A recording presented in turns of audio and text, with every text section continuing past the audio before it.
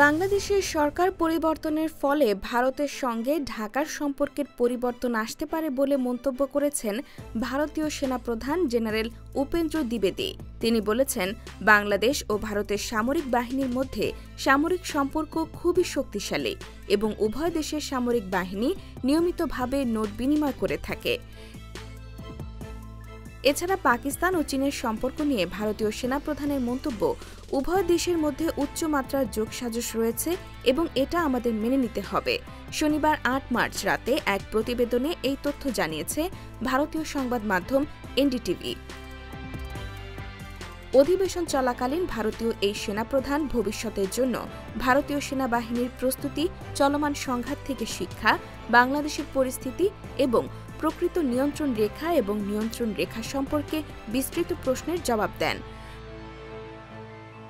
বাংলাদেশ সম্পর্কে জেনারেল দ্বিবেদী আরও বলেন, বাংলাদেশের ভূমিকা সম্পর্কে এখনই সিদ্ধান্ত নেওয়া অনেক তাড়াতাড়ি হতে পারে, যেখানে বাংলাদেশের সরকার পরিবর্তনের ফলে ভারতের সাথে বাংলাদেশের সম্পর্কের পরিবর্তন আসতে পারে।